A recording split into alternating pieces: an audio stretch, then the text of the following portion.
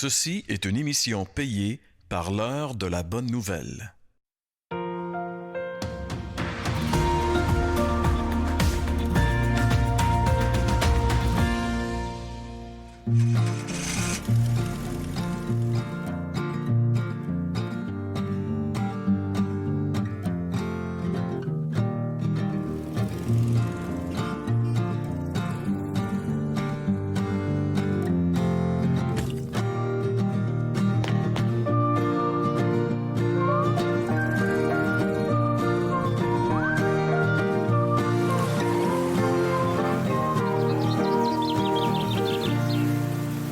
Bonjour, bienvenue à l'heure de la bonne nouvelle.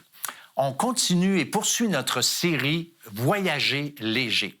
Alors, j'ai avec moi mon collaborateur Jean-François Moquin. Bonjour, Jean-François. Salut, François. Alors, aujourd'hui, j'aimerais que tu nous introduises le fardeau. Quel fardeau on va traiter aujourd'hui? On parle de voyager léger, alors on parle de fardeau aussi. On parle du fardeau de la perspective de la mort aujourd'hui. Ça fait mal. C'est un thème qui fait peur et auquel on ne veut pas penser la plupart du temps. Ce qui manifeste, je pense, à quel point le fardeau est particulièrement lourd. Tu sais, il y a des fardeaux qui vont être consciemment lourds, puis il y a des fardeaux qui vont être inconsciemment lourds. Mais celui-là, je pense qu'on essaie de ne pas y penser, mais on va voir qu'il est quand même très présent. Et je pense qu'il faut absolument s'y attarder. Ouais. On n'a pas le choix parce qu'il est inévitable en plus. Voilà. Mais donc, toi, tu es allé dans la rue parce que, comme d'habitude, on veut savoir ce que vous en pensez. Et puis, tu as posé des questions aux gens dans la rue. C'est quoi la question que tu as posée? J'ai simplement posé la question, la mort vous fait-elle peur? Ben là, encore comme vous dites, je suis jeune, là, je pense pas à ça prochainement. C'est quand même loin pour moi. Non, je me sens pas bien. Non, j'aime pas ça, penser à ça. La mort, ben, c'est un sujet qu'on a beaucoup entendu parler dans la dernière année avec la COVID, n'est-ce pas? À un moment donné, c'est comme obligatoire. Tout le monde va être obligé d'y passer, vu que c'est aussi bien de vivre à 100% en attendant ce moment ultime. Moi, pour être franc, ça me fait pas tant peur. Parce que je sais que quand je vais mourir, je vais avoir accompli tout ce que je voulais. En tout cas, c'est un de mes rêves. Fait que ça me fait pas tant peur.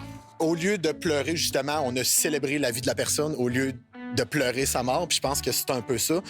Mais je pense que, justement, la mort vient mettre l'importance sur la vie. Ben moi, j'ai pas peur de la mort. J'ai déjà eu une phobie, admettons, de vieillir. Justement, vieillir, le corps, il dépérit. Puis là, tu vis plus aussi bien. Puis à un moment donné, tu vas mourir. Puis bon.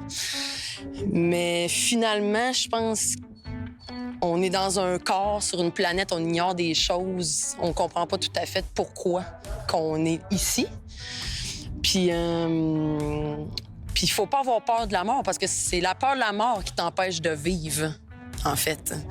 Je suis très à l'aise. Je dirais que je vis pas bien avec la mort. Je suis très à l'aise d'en parler et je suis très à l'aise d'assumer que j'ai peur de la mort. Ouf, Jean-François, la mort, la perspective de la mort. Ouais. Quelle est ta réaction, mon ami? Il y a une diversité de réponses, quand même. Mais pour tout le monde, on voit que c'est comme quelque chose. On ouvre un placard, là, puis là, on traite un sujet là, qu'on a enfermé, tu sais. Puis il y a des personnes qui espèrent que ça va bien se passer. Ben, je pense que je vais avoir terminé qu'est-ce que j'avais besoin de faire ici. D'une certaine manière, je pense que ça manifeste que, pour certains, le problème, c'est comme si on a balayé par en avant, ou tu sais, quand tu es en train de pelleter ton entrée, que tu pelles en avant, tu te débarrasses pas là, de la neige, là, tu fais juste la pelleter plus loin. Ben, j'y pense pas encore parce que je pense pas que je vais mourir bientôt. Ça a l'air encore un peu loin. Mais la chose est extrêmement épeurante de toute façon. Puis celle qui m'a touché le plus, c'est la jeune fille qui dit... Et là, tu vois là, qu'elle prend à crisp quasiment en faisant sa réponse. Puis elle dit « Je me sens pas bien et j'aime pas ça penser à ça. » C'est une certitude que tout le monde va mourir. Il y a même l'expression, il y a deux certitudes dans la vie. Il y a les impôts puis il y a la mort. T'sais? On parlera pas du fardeau des impôts. Non, on va parler c'est pas le sujet. Mais le fardeau de la mort est une certitude. Tout le monde le sait, mais en même temps, on ne sait pas trop quoi faire avec ça. Puis à certains moments, c'est lourd, ça peut devenir extrêmement accablant. Puis à d'autres moments, on essaie juste de faire comme s'il n'existait pas. Mais c'est probablement le fardeau le plus important à considérer et pour lequel le message de l'Évangile a réellement quelque chose à dire. Et voyager léger sur le sujet de la mort, moi, c'est la chose qui m'a apporté le plus de paix dans ma vie. Je sais ce qui se passe quand je vais mourir.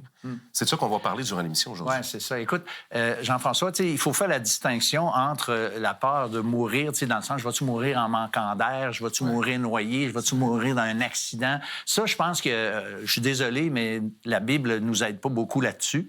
Mais qu'est-ce que la Bible dit, par contre, c'est qu'il y a une espérance pour l'au-delà. Et moi, quand j'étais petit garçon, je pensais déjà à la mort, et pas tellement la façon que j'allais mourir, mais à la perspective de l'au-delà, de l'éternité. C'est fou, j'étais petit, mais j'avais ce fardeau-là. Sans doute, c'est Dieu qui touchait mon cœur. Alors, c'est ce qu'on va traiter ensemble dans le bloc 2, la perspective de la mort.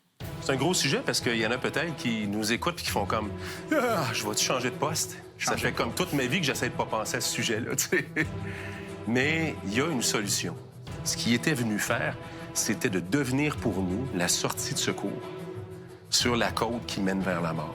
Et quand il meurt sur cette croix-là, la Bible nous enseigne que c'est le jugement de Dieu qui tombe sur lui au lieu de sur moi. Et la solution, c'est d'avoir envisagé que Dieu avait prévu une sortie et qu'au lieu de descendre et de tomber dans le trou, on pouvait entrer par là, par la personne de Jésus. Et celui qui place sa confiance en lui, la Bible nous enseigne qu'il a la vie éternelle. Vous avez des questions ou des commentaires sur ce que vous venez d'entendre? Contactez-nous par téléphone ou réagissez sur les médias sociaux.